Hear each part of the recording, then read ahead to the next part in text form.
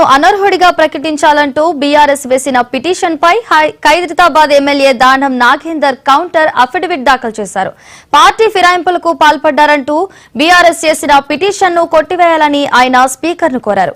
తాను బీఆర్ఎస్ పార్టీకి రాజీనామా చేయలేదని తన అఫిడవిట్ లో దానం స్పష్టం చేశారు. బీఆర్ఎస్ తనను ఏ పార్టీ నుంచి సస్పెండ్ చేసినట్లు తనకు ఎలాంటి సమాచారం లేదని దానం నాగేందర్ తెలిపారు. తాను 2024 మార్చిలో కాంగ్రెస్ సమావేశానికి వెళ్లానని అన్నారు. తాను కాంగ్రెస్ పార్టీ సమావేశానికి వ్యక్తిగత హోదాలో వెళ్లానని స్పష్టం చేశారు. మీడియా కథనాల ఆధారంగా తాను పార్టీ మారినట్లు బీఆర్ఎస్ భావిస్తోందని తన కౌంటర్ అఫిడవిట్ లో దానం పేర్కొన్నారు.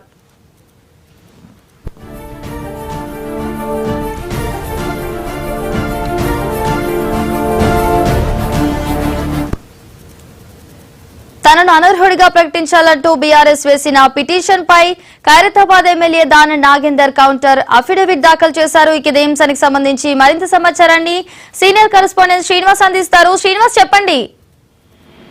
గతకాలకు పార్టీ ఫిరాయింపులకు సంబంధించి ఖైరతాబాద్ ఎమ్మెల్యే దానం నాగేందర్ స్పందించారు. ఈ రోజు స్పీకర్ దానం నాగేందర్ కు ఇచ్చిన నోటీసులో ఈ నెల 30న హాజరు కావాలంటూ కూడా పిటిషన్ లో పేర్కొన్న నేపథ్యంలో కూడా ఖైరతాబాద్ ఎమ్మెల్యే దానం నాగేందర్ దానికి సంబంధించి కౌంటర్ అఫిడవిట్ దాఖలు చేశారు. అయితే దాంట్లో పార్టీ ఫిరాయింపులకు పాల్పడ్డారన్న పిటిషన్ ను కొట్టివేయాలని కూడా స్పీకర్ దానం నాగేందర్ విజ్ఞప్తి చేశారు. అయితే నేను బీఆర్ఎస్ పార్టీకి రాజీనామా చేయలేదు అని ఆయన దాంట్లో పేర్కొన్న పరిస్థితి. బీఆర్ఎస్ నన్ను పార్టీ నుంచి సస్పెండ్ చేసినట్టు నాకు ఎలాంటి సమాచారం ఇవ్వలేదని కూడా నోటీసులో పేర్కొన్నారు.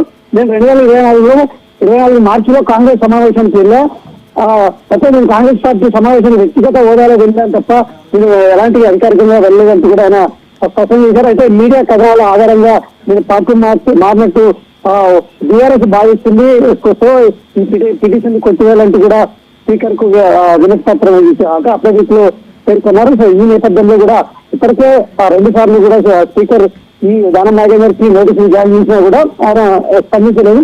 సో ఈ నేపథ్యంలో కూడా ఎట్టకేలకైతే ఆయన స్పందించి దీనికి సంబంధించి అయితే నేను పార్టీ మారినట్టు అంటే మీరు రాజీనామా చేసినట్టు కూడా బీఆర్ఎస్ ప్రకటించలేదంటూ కూడా స్పష్టం చేసిన నేపథ్యంలో మరి స్పీకర్ ఏ విధంగా నిర్ణయం తీసుకుంటారు, ఈ నెల 30న స్పీకర్ ముందు హాజరవుతారా లేదా అనేది ఇప్పుడు చూడాలి. సో ఈ నేపథ్యంలో కూడా గత కొంతకాలంలో వస్తున్నాయి. ఇప్పుడు పార్టీ ఫిరాయించిన 10 మంది ఎమ్మెల్యేలకు సంబంధించి ఇప్పటికే 7 పిటిషన్లకు సంబంధించి విచారించిన స్పీకర్ జగన్ ప్రసాద్ వారి పిటిషన్ కూడా అంటే వారు బీఆర్ఎస్ లో కొనసాగుతున్నట్టు భావించాలంటూ కూడా పిటిషన్ ని ఫిరాయింపుల పిటిషన్ ని తిరస్కరించారు. సో మరొక ఎమ్మెల్యే సంజయ్ కి సంబంధించి పెండింగ్ లో ఉంది.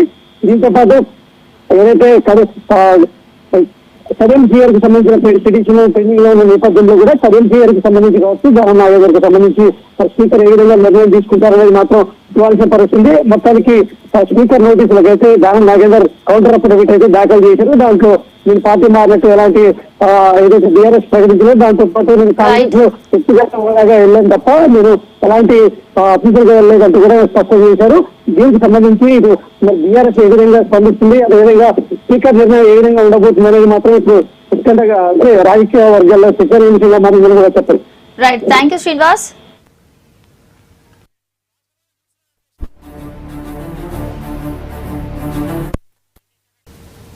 వైసీపీ హయాంలో తిరుమలలో కల్తీ